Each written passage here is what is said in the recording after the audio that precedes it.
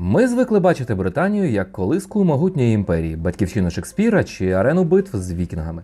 Але якщо зазирнути набагато глибше, уявіть час, коли Ла-Маншу не існувало, а замість Лондона були болота, де полювали неандертальці. Уявіть епоху, коли люди зводили кам'яних гігантів та безкінечні хвилі мігрантів, що змінили обличчя цих островів назавжди. Сьогодні ми вирушаємо у подорож, що охоплює майже мільйон років. Ми дослідимо заглиблені світи до Кельтської Британії. Хто були ці перші мешканці, як вони жили, у що вірили та куди зникли. Це історія не лише про каміння та кістки, а про грандіозні міграції, технологічні революції, криваві конфлікти та асиміляцію цілих народів. Готові розгадати таємниці стародавньої Британії? Тоді починаємо.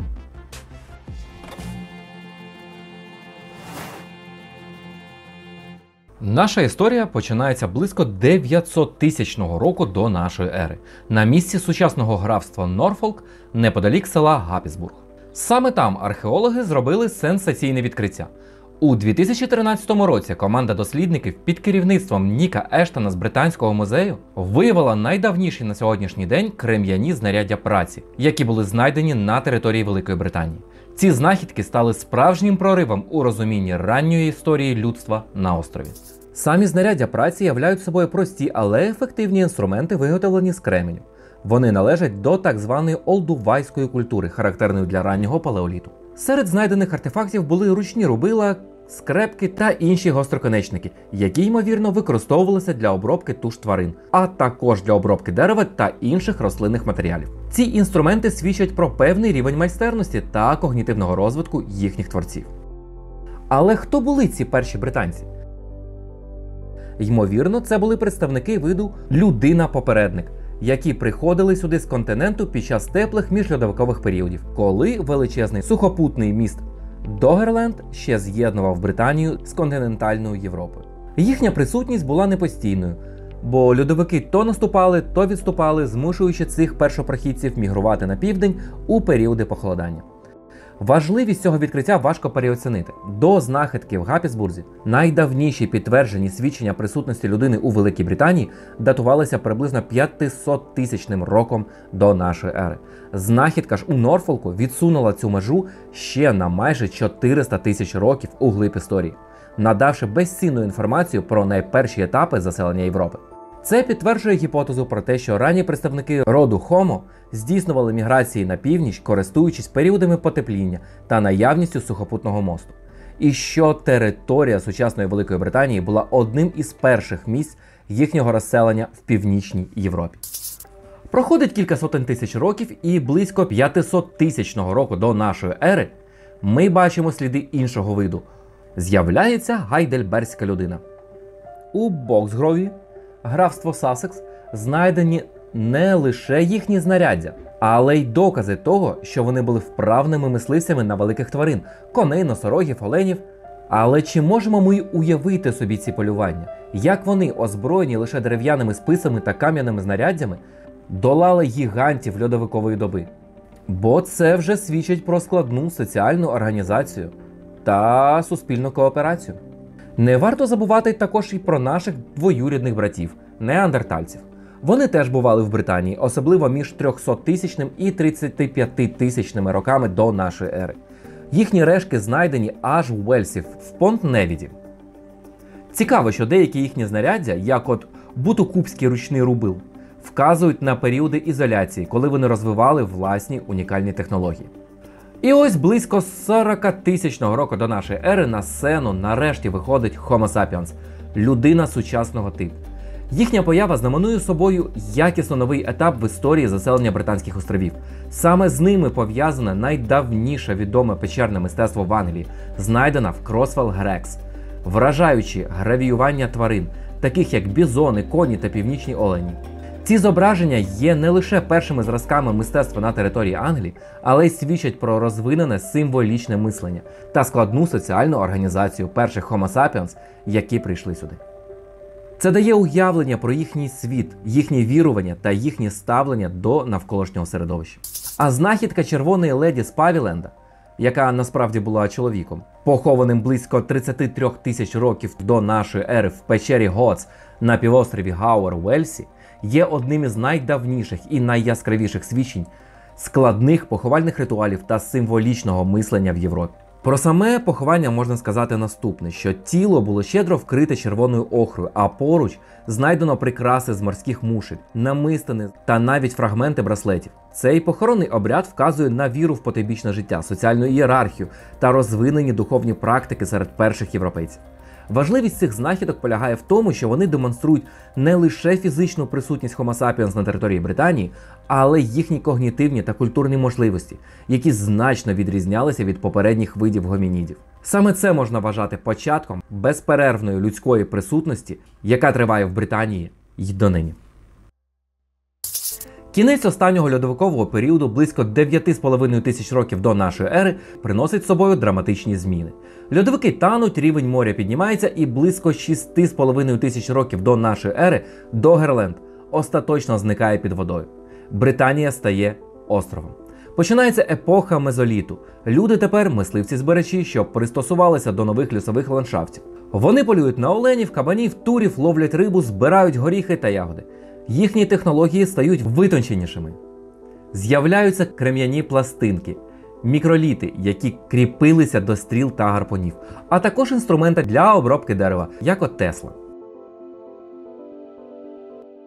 Але чи були вони просто кочівниками, які безперервно переміщувались у пошуках їжі? Знахідки в таких унікальних місцях, як Старкар у Йоркширі, розташованому на березі колишнього льодовикового озера, рішуче перевертають це уявлення. Розкопки виявили залишки дерев'яних платформ, що ймовірно використовувалися як місця для проживання або ритуальних дій на цьому самому березі озера. Археологи також знайшли тисячі оброблених крем'яних знарядь праці, включаючи мікроліти, які використовувалися як наконечники стріл та списів, скрепки та різці, що свідчать про розвинені мисливські та обробні технології. Було знайдено велику кількість кісток тварин, зокрема оленів, кабанів, лосів та птахів, що дає уявлення про їхній раціон та мисливську стратегію. Але головною сенсацією Старкара стали унікальні органічні артефакти, які зберіглися завдяки вологим торф'яним ґрунтам. Серед них загадкові головні убори, виготовлені з розпилених черепів благородного оленя з прикріпленими рогами. Було знайдено понад 20 таких головних уборів, що вказує на їхнє особливе значення, можливо ритуальне, або ж вони використовувалися для мисливського маскування. Також був знайдений не менш вражаючий гравірований кулон з бурштину, прикрашений геометричним орнаментом, схожим на амулет. Ці знахідки свідчать про осілий чи напівосілий спосіб життя, принаймні протягом певних сезонів, а також про складні ритуали, вірування та розвинений символізм. Генетичні дослідження решток чедерської людини, скелет якої був знайдений у печері Гоф у Чедерській ущелині в Сомерсеті, пролили світло на походження мешканців Старкара та інших мисливців-збирачів цього періоду. Аналіз ДНК показав їхній тісний генетичний зв'язок із західноєвропейськими мисливцями-збирачами, які першими заселили Європу після останнього льодовикового періоду. Чедерська людина, що жила близько 9 тисяч років тому, мала темну шкіру, темне кучеряве волосся та, ймовірно, блакитні очі, що суперечило раннім уявленням про зовнішність перших британців. Його генетичний код підтверджує, що мешканці Британії і Мезоліту були частиною ширшої європейської мисливсько-збиральської культури. Це був унікальний світ, що існував тисячоліттями, сповнений своїх традицій та вірувань. Але його час добіг кінця з приходом нової хвилі мігрантів. Отже, близько 4000 року до нашої ери в Британії починається нова велика епоха – неоліт. І цей неолітичний світ, що прийшов на зміну тисячоліттям мисливства та збиральництва, проіснував приблизно 1500 років, аж до появи першого металу близько 2500 року до нашої ери. Що ж визначило цей тривалий і надзвичайно важливий період? Давайте розберемось.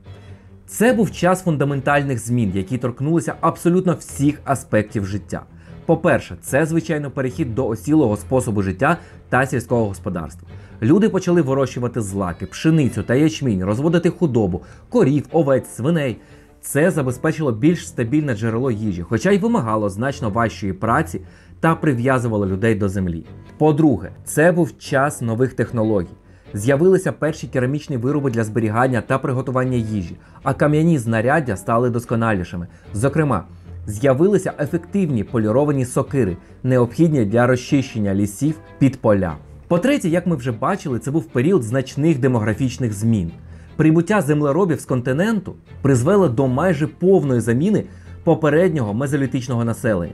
Це свідчить про те, що неолітична революція в Британії була не просто запозиченням ідей, а результатом масштабної міграції. І по-четверте, що, мабуть, найяскравіше характеризує британський неоліт, це ера монументального будівництва. Саме протягом цих 1500 років були зведені тисячі вражаючих споруд по всій Британії. Чому саме тоді? А тому, що сільське господарство на той час нарешті змогло створити надлишки їжі, що дозволяло вивільняти частину населення для виконання великих громадських робіт. Зростання населення та осілий спосіб життя сприяли формуванню складніших соціальних структур та, можливо, навіть ієрархії. З'явилися нові релігійні уявлення та ідеології, які потребували матеріального вцілення. Люди почали активно втручатися в ландшафт не лише для землеробства, а й для ритуальних та соціальних цілей. Виникла потреба в центрах для проведення церемоній, шанування предків, астрономічних спостережень та утвердження влади чи єдності громади. З'являються колективні гробниці, де ховали представники цілих спільнот, земляні кургани неймовірних розмірів, як от у Сілбері-Хілі, кам'яні та дерев'яні кола, а також великі крем'яні копальні, як у Граймс-Грейвс. Ця здатність мобілізувати величезні трудові ресурси для проєктів, що тривали десятиліттями, а то й століттями, свідчить про рівень соціальної організації та спільність вірувань, яких не знали попередні епохи. І найвідомішим символом цього неолітичного світу став, звичайно, Стоунхендж. Його будівництво та перебудови охоплюють значну частину цього 1500-літнього періоду. Навіщо ж знадобилося зводити цього кам'яного гіганта? По-перше, треба сказати, що теорії дофіга, і вони продовжують множитися по цей день. Однією з найдавніших версій є припущення Джона Обрі та Вільяма Стакелі у 17-18 століттях, що Стоунхендж був храмом друїдів. Проте, радіовуглецеве датування показало, що споруда з'явилася значно раніше, ніж кельтське суспільство з друїдами. Джеральд Гокінс припускав, що Стоунхендж міг бути давнім астрономічним календарем для передбачення сонячних та місячних затемнень. Майк Паркер Пірсон на основі нових археологічних знахідок висунув теорію про те, що Стоунхендж був частиною великого ритуального комплексу, пов'язаного з культом предків та єднанням давніх британців. Існують і альтернативні погляди, включаючи гіпотези про лікувальні властивості Стоунхенджа, його використання як музичного інструменту, або навіть екзотичніші версії про будівництво гігантами за допомогою чарівника Мерліна. Так, Джефрі Манмутський, британський клірик, чия хроніка історії королів Британії, попри свою історичну недостовірність, відіграла значну роль у розвитку британської історіографії, писав, що король Аврелій Амброзій, який зійшов на престол Британії у 5 столітті нашої ери, прагнув створити вічний пам'ятник для 460 британських вельмож, підступно вбитих саксонським вождем Хенкістом. Мерлін, відомий своєю мудрістю та майстерністю у механічних мистецтвах, порадив королю перевести для цієї мети кільце гігантів з гори Кілараус в Ірландії. Мерлін пояснив, що ці камені були колись привезені з найвіддаленіших куточків Африки до Ірландії велетнями і володіли містичними та цілющими властивостями, здатними зцілювати хворих та ран. Король Аврелій відправив свого брата Утера Пендрагона з 15 тисячами воїнів у супроводі Мерліна до Ірландії, щоб здобути танець гігантів. Ірландці під приводом короля Гіломанія чинили опір спробі британців забрати камені, і це призвело до битви, в якій сили Утера здобули перемогу. Однак британці, будучи звичайними людьми, не змогли зрушити величезні камені з місця на горі Кілараус. Тоді Мерлін застосував свої пристрої та майстерність, щоб легко розібрати кам'яне коло. Камені були перевезені кораблями через Ірландське море до Британії, а потім доставлені на рівнину поблизу Еймсбері. Мерлін, використовуючи свої вміння та знання, знову встановив камені в коло навколо братської могили вбитих вельмож, розташувавши їх так само, як вони стояли на горі Кілараус в Ірландії. Монумент, спочатку званий англійською Станхенг, став таким чином вічним пам'ятником. Щоправда, сучасне археологічне датування Стоунхенджа показує, що його будівництво відбувалося в епоху неоліту та бронзи, значно раніше 5 століття нашої ери, в якому розгортаються події легенди Джефрі Манмутського. Перший етап будівництва, що включав рів та вал, датується приблизно 2800 роком до нашої ери. Кам'яні структури, включаючи блакитні камені та сарсени, були зведені між 2500 та 1600 роками до нашої ери.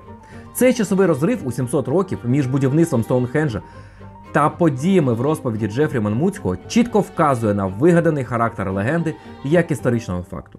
Але легенда гарна, тут сперечатись не буду. Тож неолітичний світ з його кам'яними монументами існував близько 1500 років. Але близько 2500 року до нашої ери починається нова ера – бронзовий вік. І знову поштовхом до змін стає прибуття нових людей та технологій. З континенту поширюється так звана культура дзвоноподібних келихів, названа так за характерною формою кераміки. Ці люди приносять знання про обробку металу, спочатку міді, а потім і бронзи. Але звідки вони прийшли? Генетика дає приголомшливу відповідь. Їхнє походження пов'язано зі степовими культурами Східної Європи, включно з ямною культурою. І знову відбувається масштабна демографічна зміна. Люди культури дзвоноподібних келихів замінюють понад 90% населення неолітичної Британії. Це друга велика хвиля заміни населення за відносно короткий проміжок часу. Як це відбувалося? Чи були це завойовники? Чи їхній спосіб життя та технології виявився настільки привабливішим, що призвів до поступового витіснення? Зараз подивимось. Бронзовий вік змінює не лише технології, а й саме суспільство та, схоже, релігійні уявлення. Згадайте неолітичні колективні гробниці, де ховали десятки людей разом. Тепер їм на заміну приходять індивідуальні поховання під круглими курганами. Померлого, часто чоловіка-воїна, ховають зі зброєю, прикрасами та тим самим характерним дзвоноподібним келихом. Що означає цей перехід? Він свідчить про зростання значення індивідуального статусу, можливо, про появу військової аристократії, чий престиж та досягнення підкреслювався навіть після смерті. Віра в потойбічне життя, схоже, набула більш персоніфікованого характеру, зосередженого на долі окремої людини та її роду. Разом з тим розквітає торгівля. Британське олово з Корнуола стає стратегічним ресурсом для всієї Європи. Виникають регіональні культури, як от Деверель-Ремберійська, де вже простежується племінна організація. І ось ми підходимо до ще однієї ключової події, яка, можливо, і є відповіддю на питання про появу кельтів. У пізньому бронзовому віці, між 1300 і 800 роками до нашої ери, відбувається значна міграція людей до Південної Британії з території сучасної Франції. Сучасні археологічні дослідження, зокрема дослідження 2021 року, вказують саме на цю міграцію як на найвірогідніший шлях поширення ранніх кельтських мов на острови. Ці прибульці були генетично дуже близькі до населення тогочасної Галії. Це підтверджується і археологічно. І оце вже й були кельти.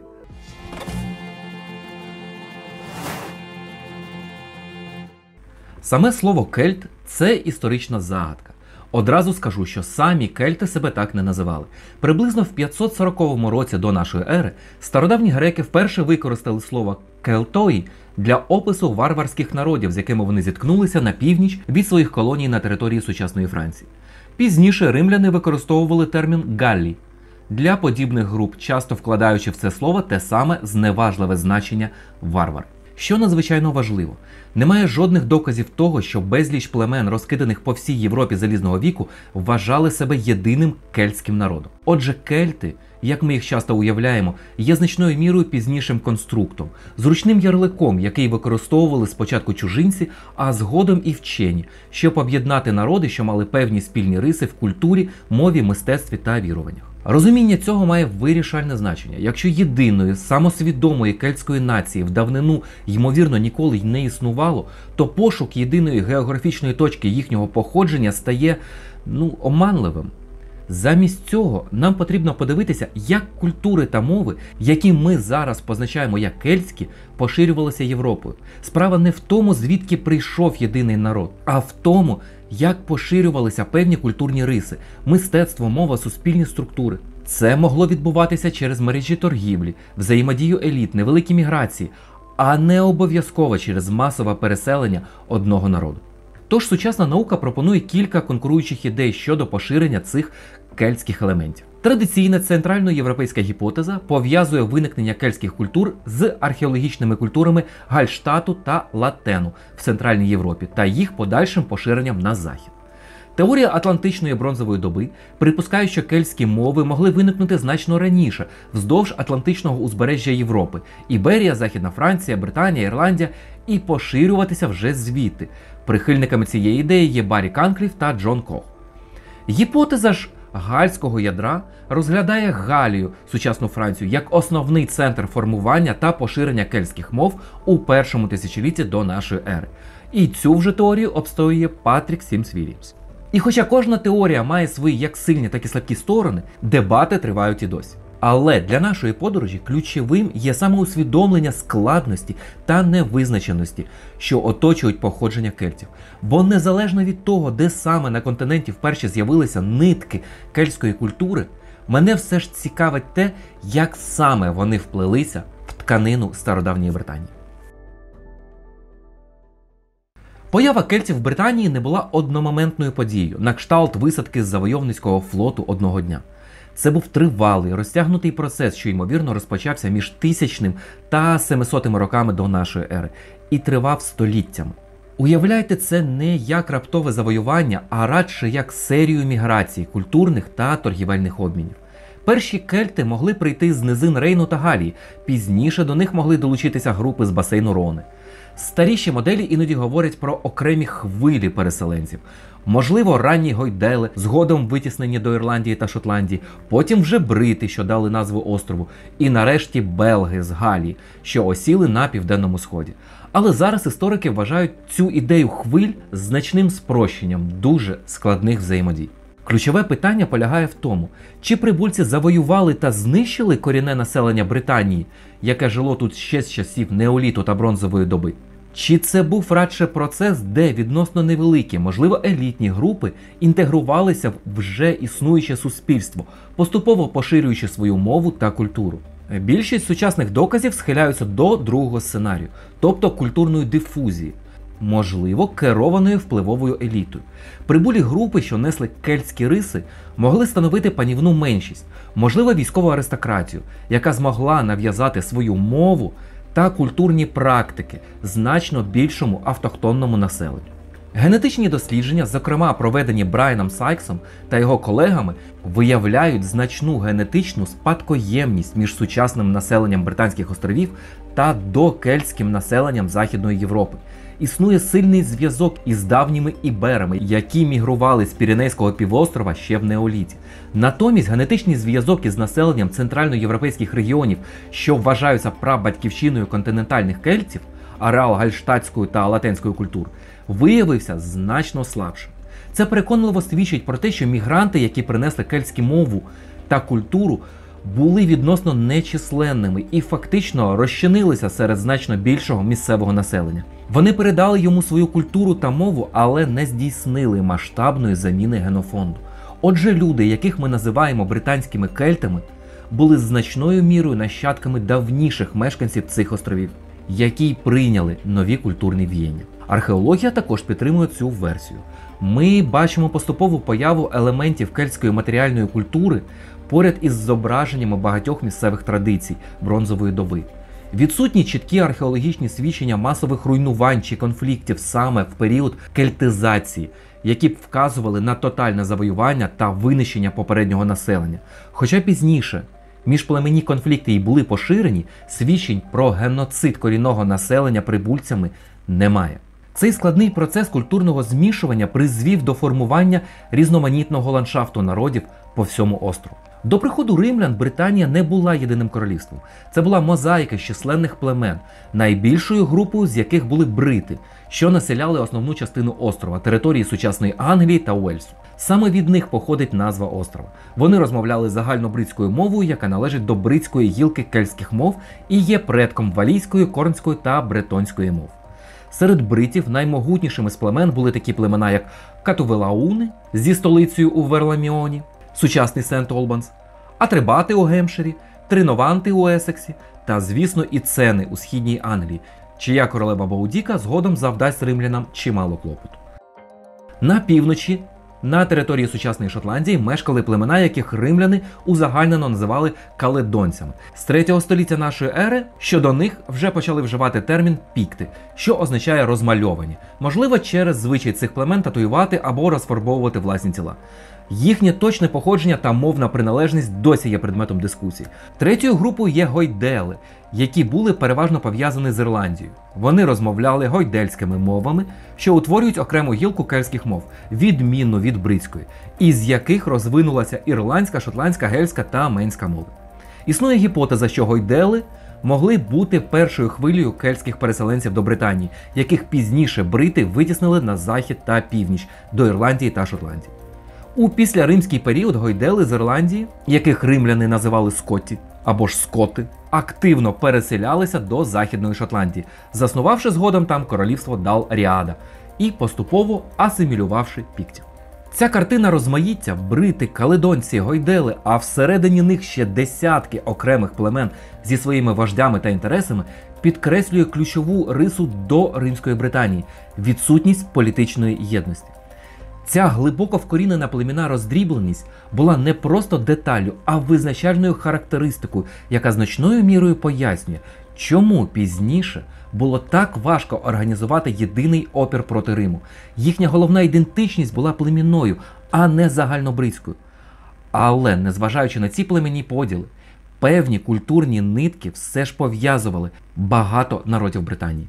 На більшій частині Британії основною мовою була загальнобритська, що належить до бритської гілки кельтських мов. Уявіть її як праматір сучасної валійської, корнської та бретонської мов. Вона відрізнялась від гойдельської, поширеної в Ірландії та, можливо, на півночі Шотландії. Для повсякденного життя, передачі літератури чи історії, кельти Британії значною мірою покладалися на усну традицію, що передавалася з покоління в покоління, особливо через друїдів. Вони не мали власної розвиненої писемності для таких цілей. Хоча пізніше, в 4-10 столітті до нашої ери, з'явилося огамське письмо, яке використовували кельти та пікти. Його походження та точне призначення, яке, можливо, було тайнописом, залишається дискусійним.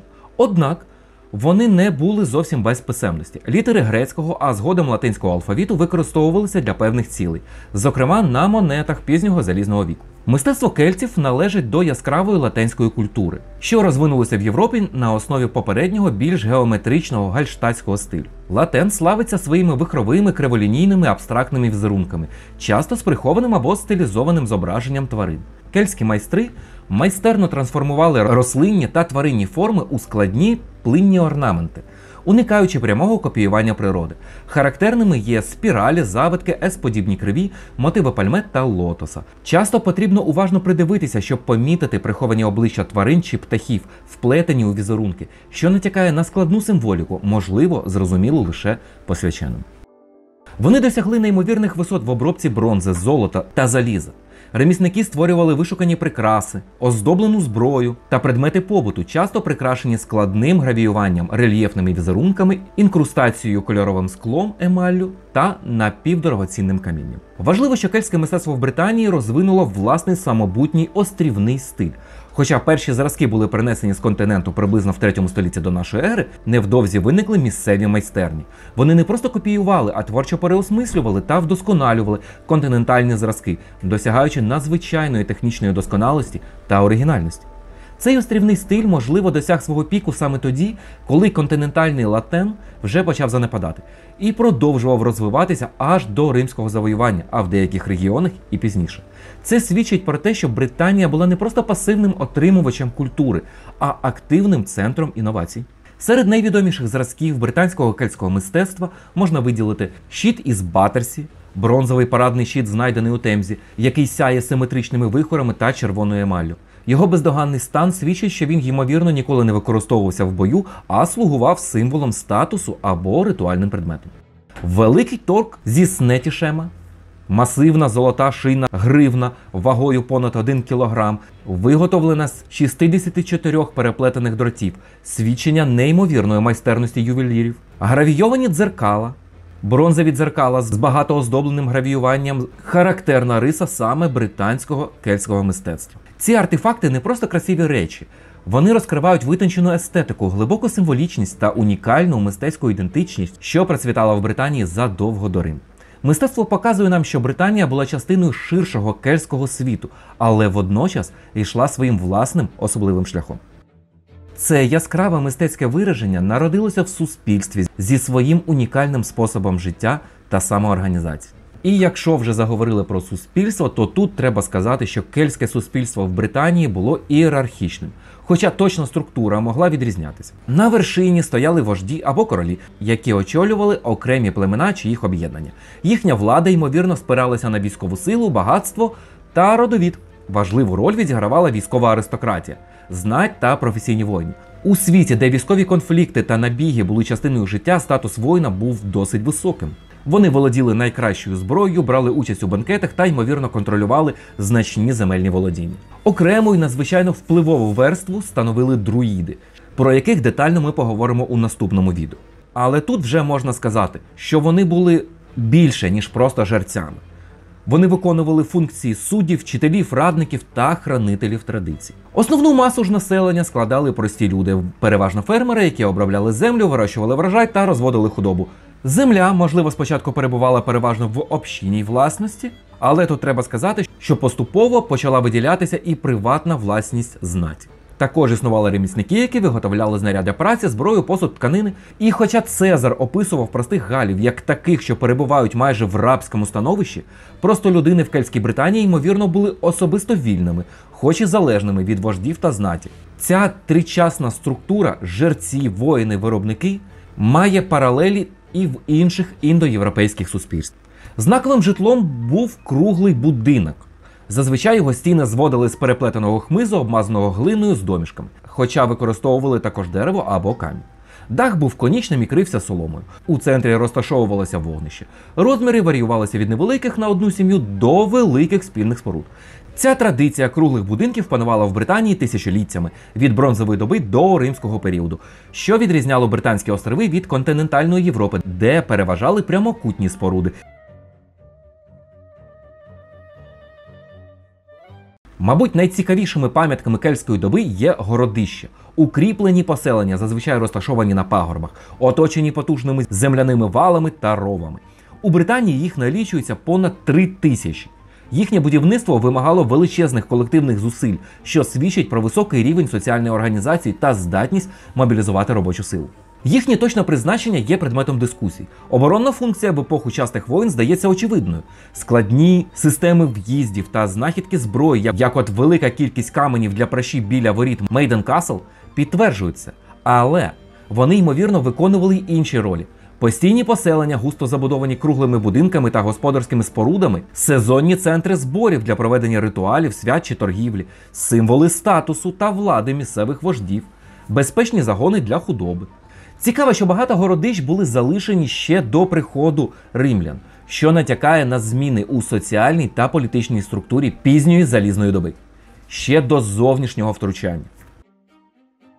У пізній залізній добі, особливо на південному сході Британії, під впливом контактів з континентом почали з'являтися більші, схожі на міста поселення, які іноді називають опідами. Це були важливі політичні, економічні та ремісничі центри, такі як Камоладун, Верламіон та Каллева.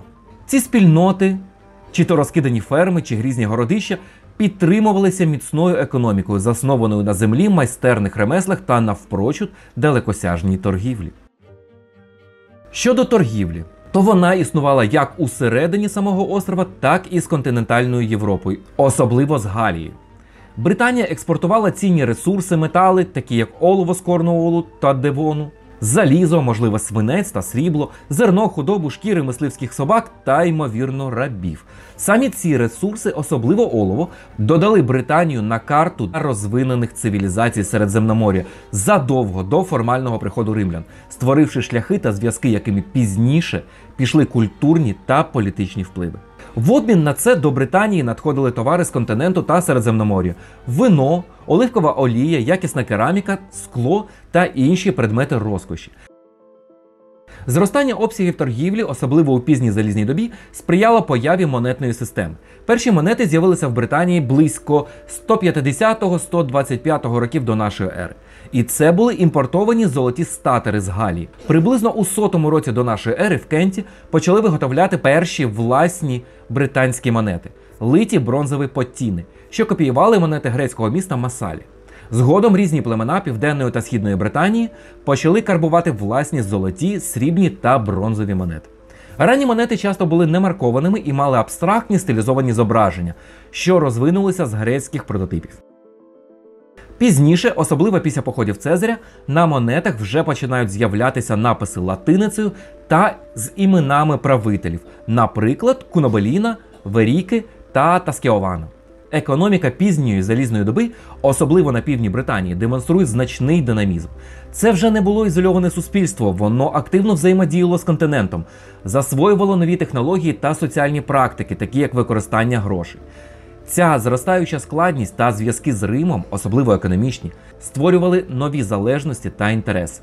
Еліти, що вигравали від торгівлі, могли ставати більш прихильними до Риму. Водночас, це робило регіон стратегічно важливим і, зрештою, більш вразливим до зовнішнього втручання. Економічна інтеграція непомітно готувала ґрунт для політичного поглинання.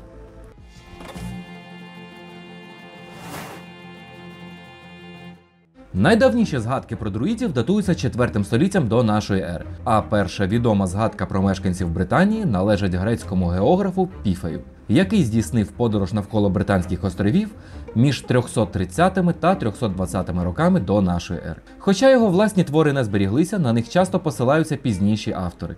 Найбільш детальні описи друїдів походять від Юлія Цезаря в його записках про Гальську війну. Іншими важливими римськими авторами, що писали про друїдів, є Цицерон, Тацит, Пліній Старший, Діодор Сіцилійський, Страбон та Помпоній Мелах. Термін «друїд» зустрічається у грецьких та римських авторів як «друїдес» або «друвідес» та вважається кельтським за походженням. Існує кілька етимологічних теорій. Традиційна версія Плінія Старшого пов'язує слово «друїд» із «дубом» – той, хто знає дуб, або «дубовий знавець», базуючись на асоціації друїдів з дубовими гаями. Дуб разом з горобиною та ліщиною вважався важливим священним деревом для друїдів. Альтернативна, більш сучасна етимологія пропонує значення «сильний провидець» або «той, хто бачить», «той, хто знає сильно», виводячи слово з протоіндоєвропейських коренів «деру» та «від». За свідченням Юлія Цезаря, друїди поряд зі знаттю становили одну з двох найвпливовіших соціальних груп у Галії та, як можемо припустити, у Британії. Їх надзвичайно шанували і вони користувалися значними привілеями. Зокрема, були звільнені від військової служби та сплати податків. Але їхній вплив базувався не лише на привілеях. Друїди були справжніми універсалами свого часу. Вони не тільки керували всіма публічними та приватними ритуалами та жертвопринесеннями, виступаючи посередниками між людьми та богами. Цезар стверджував, що вони, як судді, вирішували усі суперечки, від дрібних сварок до вбивств та питань спадщини. А Страбон писав, що крім зберігання в усній формі усієї інтелектуальної спадщини народу, друїди також, ймовірно, мали знання в медицині та надавали поради вождям і знаті в ролі радників. Античні автори порівнювали їх з грецькими філософами, особливо піфагорейцями, через їхню віру в переселення душ. Вони вивчали рух зірок, розміри світу, природу речей, силу та владу богів, як писав Цезар. Ця комбінація судової, релігійної та інтелектуальної влади, підкріплена соціальними привілеями, робила друїдів унікальною силою в кельтському світі, можливо, навіть противагою військовій аристократії. Їхнє 20-річне навчання та сувора усна традиція лише зміцнювали їхній елітарний статус та контроль над знаннями. А згадки про щорічні збори друїдів у священному центрі в Галії та обрання верховного друїда, іноді навіть зі збройними сутичками за посаду, натякають на складну ієрархічну структуру. Але кому вони молилися? Яка картина світу ховається за їхнім вченням? Тут треба сказати, що реконструкція пантеону божеств, яким поклонялися кельти до Римської Британії, є надзвичайно складною через брак прямих свідчень. Немає сумнівів, що кельтська релігія була поліїстичною, але в той же час, ймовірно, існувало поєднання місцевих божеств які були покровителями конкретного племені, місцевості та більш широко шанованих божеств, чиї функції та імена могли бути відомі на значних кельтських територіях, а не тільки у Британії. Однак через процес синкретизму або ж злиття з римськими богами в період римського панування та відсутність доримських написів з іменами богів у Британії, відновити автентичний доримський пантеон дуже важко. Однією з небагатьох фігур, чиє існування в доримський період вважається найбільш ймовірним, є так званий рогатий бог, умовно названий Кернуносом. Він часто зображується сидячим у, такій буддійській позі з рогами оленя, іноді тримаючи змію або торквес. Його пов'язують з природою, дикими тваринами, родючістю, багатством, а можливо, з потойбічним світом. Хоча більшість його зображень, як, наприклад, на відомому котлі з Гундеструпа, належать до континентальної Європи або галоримського періоду, сам мотив рогатого божества, ймовірно, мав глибоке доримське коріння. Спроби ідентифікувати інших богів у доримській Британії значною мірою є спекулятивними. Можна припускати існування аналогів континентальним божествам, згаданим римськими авторами. Наприклад, тріада Тараніс, Тефтат, Езус, описана поетом Луканом, або божествам, відомим пізніших ірландських та валійських міфів, як то Луг, Брігі та Моріган. Але прямих доказів їх шанування саме в доримській Британії немає. Згідно з Мірандою Олдхаус-Грін, кельти були анімістами, тобто вірили, що кожен елемент природного світу – річки, озера, гори, дерева, гаї – має свого духа або був священним сам по собі. Ця віра добре узгоджується з поширеною практикою вотивних приношень у природних локаціях, особливо у водоймах, а також зі згадками класичних авторів про священні гаї як місця поклоніння. Надзвичайно важливу роль у кельтській релігії та світогляді відігравали тварини. Особливе значення мали бик, кабан, олень, кінь, ворон, змія.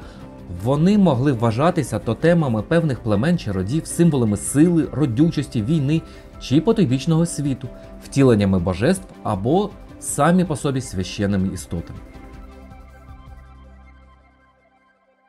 Зображення тварин є дуже поширеними на кельтських артефактах залізної доби, зброї, прикрасах, казанах, монетах. Також багато кельтських божеств мали тісний зв'язок з тваринами.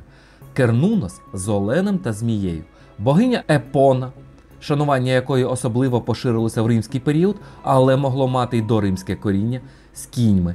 Богиня війни Моріган, відома з ірландських міфів, могла перетворюватися на ворона.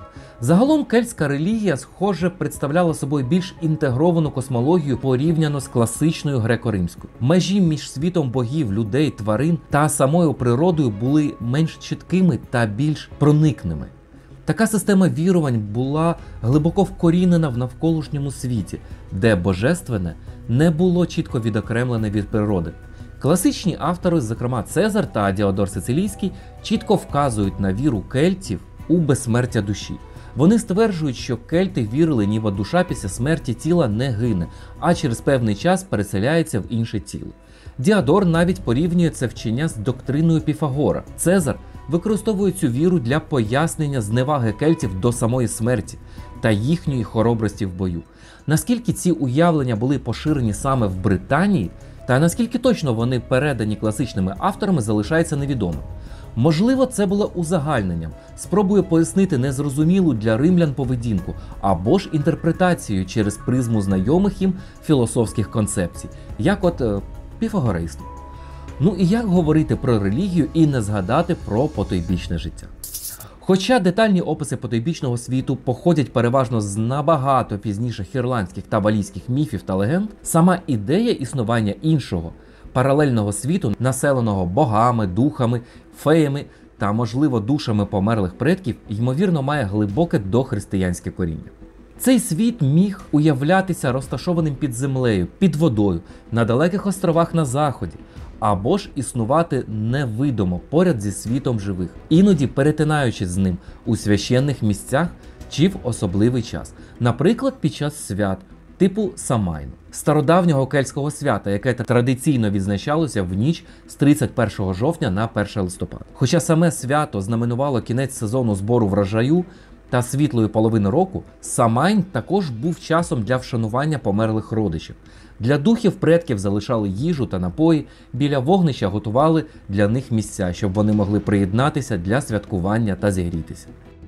Однак, незважаючи на твердження класичних авторів про віру в безсмертя душі, археологічні дані не дають єдиної чіткої картини уявлень про загробне життя. Так практикувалися як інгумація, покладання тіла в могилу, так і кремація, тобто спалення тіла. У могили часто клали різноманітні предмети, особисті прикраси, зброю, знаряддя праці, керамічний посуд. Особливо показовим є багаті поховання представників еліти, наприклад, поховання з колісницями. Баррі Канліф стверджував, що наявність такого цінного інвентарю може свідчити про віру в те, що померлий потребуватиме цих речей у потойбічному світі, або ж про бажання підкреслити його високий соціальний статус і після смерті. Значна різноманітність поховальних обрядів може свідчити про існування різних вірувань щодо долі померлих залежно від їхнього соціального статусу, регіону проживання чи конкретного періоду залізної доби. Уявлення про загробне життя могли бути менш догматичними та більш варіативними, ніж це спрощено подають класичні римські джерела.